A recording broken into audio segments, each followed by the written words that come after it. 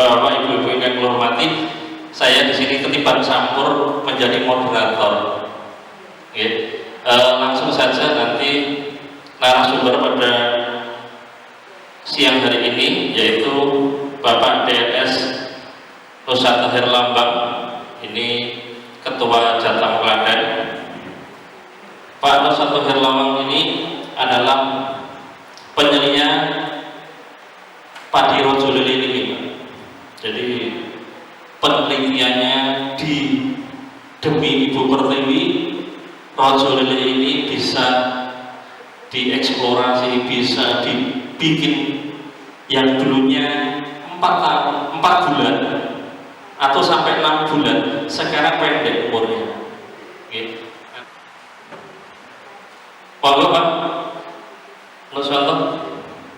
Yang kedua Dr. Ahmad Ormadoni Surya Putra, ini dari Wakil Ketua BP Muhammadiyah Wakil Ketua MPM Muhammadiyah.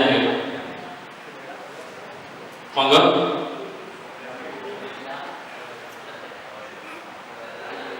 Oh ya, terus yang terakhir ini Ibu Niken Wulandari dari Staf Kemenko Perekonomian RI. Kita bareng-bareng untuk memakmurkan petani yang ada di Kabupaten Klaten khususnya. Kita akan menjalin semua stakeholder, mungkin nanti datang ada kooperasinya untuk bergerak di bidang lain-lainnya. Selanjutnya, Assalamualaikum warahmatullahi wabarakatuh. Bapak Ibu peserta sarasian pada siang hari ini yang dirahmati Allah Subhanahu wa Ta'ala. Dalam kesempatan yang berbahagia ini, marilah kita pergunakan untuk sharing ya, berkaitan dengan bagaimana kedaulatan pangan ini benar-benar bisa menyentuh sampai tingkat grassroots. Tahun 2013, tepatnya tanggal 22 Juni 2013, kami didaulat untuk mendampingi proses pemulihan atas kerjasama Bapeda melalui pelitbangannya untuk menginisiasi bagaimana rojo lele yang secara filosofis itu adalah merupakan khasanah kekayaan masyarakat Klaten, spesial lokasinya ada di Delami dan sekitarnya. Diproses melalui rekayasa genetik dengan teknologi nuklirnya bisa diminimalkan sehingga pada saat petani ingin mengembangkan dan menanam rojo lele itu tidak terhantui dengan lamanya waktu dan tingginya tanaman. Pada tanggal 22 Juni tahun 2013 kegiatan dimulai. Dari 1025 varian yang kami temukan pada saat kami mengeksekusi di MT1, kita kerucutkan sesuai dengan tahapan MT-nya.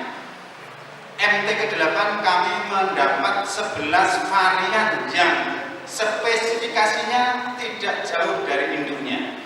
Karena tadi disampaikan bahwa rojo lele induk itu tinggi tanamannya kurang lebih 172 cm. Umur tanamannya 155 hari. Yang sekarang sudah layak jadi naras rindu itu 115 hari. Rekomendasi dari Balai Benih Sukamandi, kalau diproses secara organik bisa 95 hari pulang. Haji Soekarti sowan ke rumah menangani distribusi tentang asupan yang dibutuhkan untuk ASN 90 ton. Enggak main-main. Kalau sekilo 15.000, kebutuhan 90 ton per bulan berapa untuk 1 MT-nya, dan untuk berapa hektar lahan, berapa ratus petani, semuanya terintegrasi secara sistematis, semua bisa terang. Namun saya mengelolanya belum maksimal karena harga pertama 13.000. Kelompok kami yang kami bina begitu keluar dari curah itu harganya sudah 14.000. Kalau sudah mulai proses seleksi 15.000, yang organik sudah 18.000. Dan kami dampingi petani ini dari SOP, dari proses pengamatan, dari proses budidaya, sampai ke pembiayaan pun kami hukumnya pada saat petani menghasilkan produk wajib memberikan hasil produk ini kepada kelompok untuk dikelola. Ya, panen ya Bapak Ibu. Dalam cuaca mendung dan sekarang salah sehat. Yang saya hormati, tidak saya sebutkan satu-satu semuanya, Bapak Dr. Yamin, Pak Mursito, kemudian Pak Fahrudin, Pak Camat, dan Pak Lurah. Terima kasih banyak serta para narasumber dan Bapak Ibu semuanya. Kami dari Kemenko Perekonomian pada dasarnya mengadakan monitoring dan evaluasi apakah kebijakan yang ada di pusat yang telah kita susun bersama dengan melibatkan stakeholder terkait dalam hal ini petani, kemudian penggilingan, kemudian pedagang, dalam membuat keputusan atau kebijakan itu kami selalu rapat koordinasi bersama Bapak. Namun di atas langit masih ada langit. Kita sudah menyampaikan yang terbaik. Kalau kebijakannya belum sepenuhnya memihak kita, ya tidak apa-apa. Gitu. Tanpa menggurui ya Bapak Ibu bahwa saya memang berasal dari anaknya petani, dan bagaimana proses menanam itu ya memang harus dengan hati gitu kan. Tanaman itu ibaratnya anak. Jadi mulai menanam, mulai merawat, kemudian memanen itu harus penuh dengan perasaan sayang. Tidak ada nih Bapak Ibu. Alhamdulillah. Kalau kemarin di Sragen itu hamanya tikus sama wareng. Jadi ada Kidung Rumokso Ewengi karangan Sunan Kalijogo. Jadi tiap malam itu dia menghampiri sawahnya, mengelilingi sawahnya gitu supaya terjaga dari bala-bala. Untuk menyemangati Bapak Ibu semuanya bahwa petani itu salah satu contoh tirakat, ahli tirakat, ahli tasawuf. Kenapa? Karena benar-benar pasrah sama Gusti Allah. Sudah berusaha total, maksimal, seluruh usaha dilakukan, tapi yang menentukan misalkan nih padi ditanam, dijaga, dirawat, panenannya bagus, kurang 1 hari panen tiba-tiba hujan angin. Nah itu kan kalau tidak punya kepasrahan yang tinggi pastinya akan berat untuk tetap jadi petani Sragen kemarin. Nah ini kita mungkin dari jamaah Jatam Pak ada semacam advokasi pentingnya makan sehat, halalan thayyiban itu. Jadi selain kita membidik pasar, kita juga berkampanye makan sehat gitu. Kemudian untuk yang beras anorganik ya Pak, beras umum, harapan kami kebijakan yang ditetapkan di pemerintah pusat walaupun belum sepenuhnya menggembirakan Bapak Ibu, harapan kami beras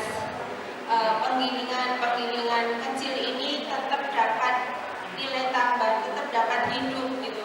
Kita tanpa petani, tanpa penggilingan kecil, tanpa penggilingan besar, kita ini perekonomian ini tidak akan bergerak. Assalamualaikum warahmatullahi wabarakatuh. Waalaikumsalam warahmatullahi wabarakatuh. Pak Turun, Ibu Niken sudah memberikan paparan. Waktu yang terakhir ini kepada Pak Doni, ya, Pak Ahmad Doni. Ibu kepada beliaunya monggo. Assalamualaikum warahmatullahi wabarakatuh. Alhamdulillahirabbil alamin, wassalatu wassalamu ala asrofil anbiya'i wal mursalin wa ala alihi wa ashabihi ajma'in. Amma ba'du. Asyhadu an la ilaha illallah wa asyhadu anna Muhammadan abduhu wa rasuluh. Alhamdulillah pada siang hari ini kita masih bisa diberikan kesempatan untuk bisa bertemu lagi-lagi untuk selalu mengingatkan pada diri kita semua bahwa sektor pangan itu menjadi sektor yang utama. Bapak Ibu sekalian, masyarakat, baik dari PWM maupun PP Muhammadiyah. Tentu saja rangkaian kegiatan sejak tadi pagi itu menjadi bukti bahwa MPM PP Muhammadiyah itu selalu mendampingi Bapak Ibu sekalian, para petani yang tergabung di Jatam maupun petani kelompok tani di Desa Gempol terkait dengan baik itu produksi maupun hilir dari hulu maupun hilir. Nah, saya kira kita perlu berterima kasih kepada Bu Niken yang hari ini hadir dari Kemenko Perekonomian yang tentu saja menjadi harapan kita juga untuk keberlanjutan kemitraan teman-teman dari petani dan juga dengan pemerintah, terutama dalam hal ini Kemenko Perekonomian. Kami dari PP Muhammadiyah MPM mencoba untuk tidak hanya mendampingi dari sisi teknik budidaya maupun produksi, tetapi juga mencoba menghubungkan dengan market-market atau pasar-pasar potensial. Dalam hal ini kami juga menghubungkan dengan amal usaha Muhammadiyah, baik itu perguruan tinggi, rumah sakit maupun amal usaha yang lain. Dan alhamdulillah untuk para petani desa Gempol ini juga secara berkelanjutan mensuplai atau memasok kebutuhan beras di beberapa amal usaha. Saya kira kesulitan dari petani itu salah satunya dan juga yang mungkin utama itu adalah bagaimana memasarkan produk-produknya. Itu selalu muncul pada setiap proses asesmen yang kita lakukan pada dampingan-dampingan kita. Nah, kalau dari sisi produksi atau budidaya, saya kira kita percaya 100% para petani dengan segala macam tantangan dan juga pengalaman yang sudah cukup lama, mereka sangat ahli dalam bidang itu. Tetapi kemudian kalau kita harus atau para petani harus memasarkan produk-produknya, ini yang kemudian menjadi tantangan tersebut. Pak Doni ya, sudah ada pemaparan dari Majelis Pemberdayaan Muhammadiyah Pusat tentang pertanian. Mungkin sebuah prolog aja, artinya tadi Bu Niken menyebutkan Ibu Niken itu muncul dari anaknya petani, gitu ya Bu ya. Romantisme petani muncul tadi di sawah ya Bu ya, sampai copot sepatu. Itu romantismenya sejarah terjadi seperti itu. Tetapi sekarang kondisi real yang terjadi di Indonesia itu tidak seromantis yang tadi di sawah. Ya. Organiknya nganggur di rumah Pak, rano sing mimi. Nggih. Jadi tidak ada yang mungkin otomatis resmil yang kecil-kecil yang pasukan biasanya dari petani ke resmil itu semua diserap oleh mereka. Ini pun umum ya. Di Sragen kemarin juga mungkin diskusinya tentang pabrik-pabrik yang luar biasa. Dan Pak Nusantara dan teman-teman pengurus Jatam di Kabupaten Klaten tidak cuma bergerak insya Allah di bidang rasionalisasi sewa ya. Dan tidak cuma di organik, tapi semua merambah sektor pertanian, perikanan, peternakan, padi.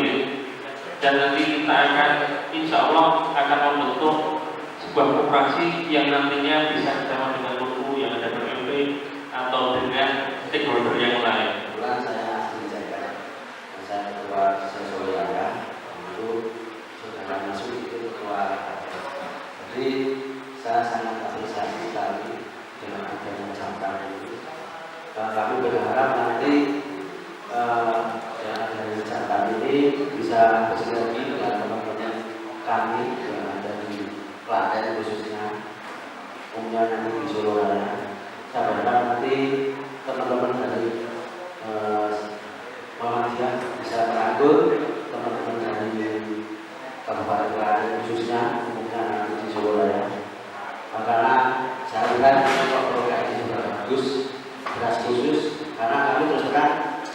untuk beras-beras umum kita sudah banyak sekali tergeser dengan acara terlalu besar produksi.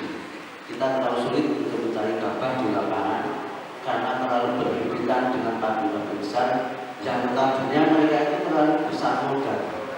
Kalau kita ngikuti nggak bisa, karena kita terusnya modal kecil. Bulan yang lalu saya ke sana juga sama.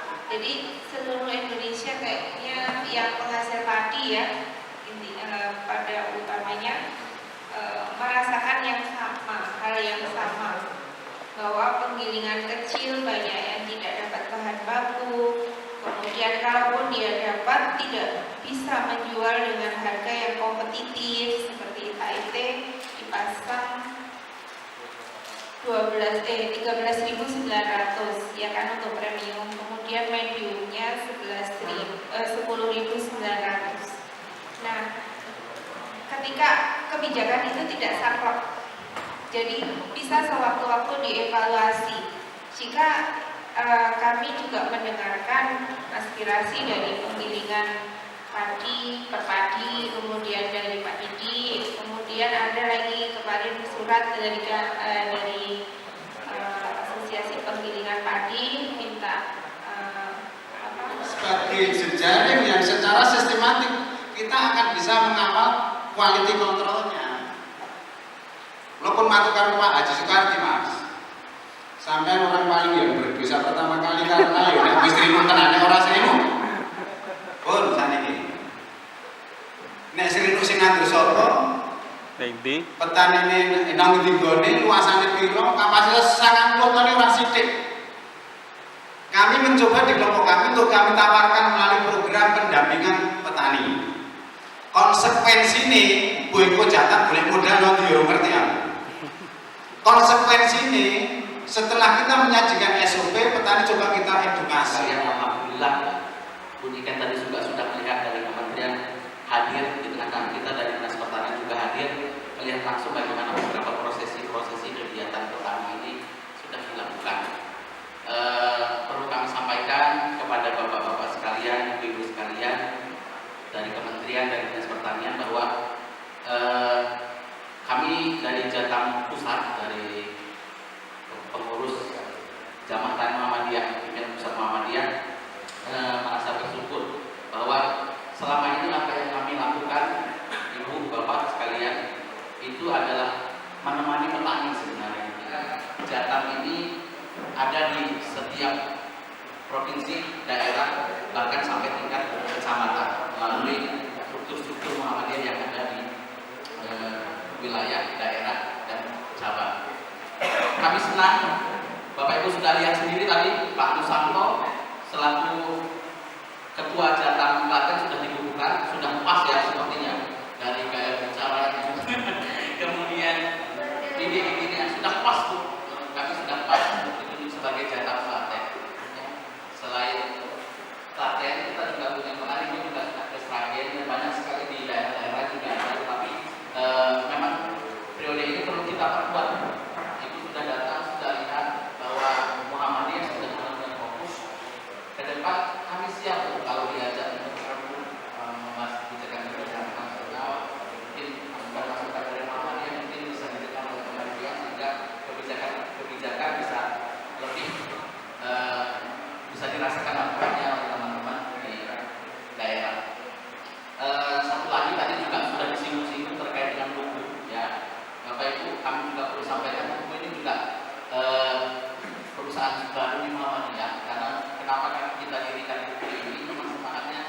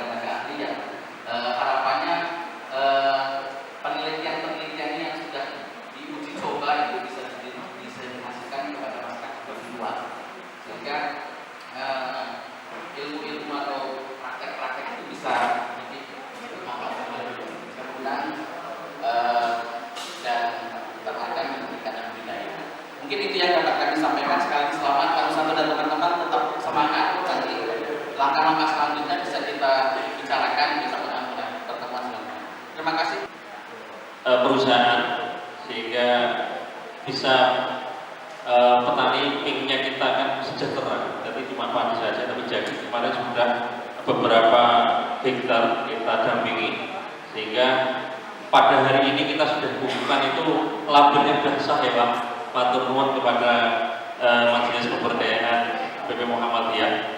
Jadi hari ini kita sudah dikukuhkan, artinya SK sudah kita terima. Walaupun kita belum sudah kerja, tapi hari ini kita lebih pede lagi untuk mendampingi masyarakat petani. Ya. Bismillahirrahmanirrahim. Mudah-mudahan kita dengan teman-teman yang lain akan mengabdikan diri pada Indonesia, Bumi Pertiwi. Yang jelas kesimpulannya adalah bagaimana kita memakmurkan bumi dengan konsep ihwatul mawat, karena bumi sudah sakit, bumi sudah mati, karena petani kalau nebar benih tanpa ada suplai dari pupuk begegek. Artinya apa, unsur-unsur alamiahnya sudah non sewu bercerai dengan kita. Ini menjadi keberkahan bagi kita semuanya. Mungkin itu aja dari saya. Kalau ada kata-kata yang salah, saya sebagai pemandu acara, moderator, saya minta maaf. Assalamualaikum warahmatullahi wabarakatuh.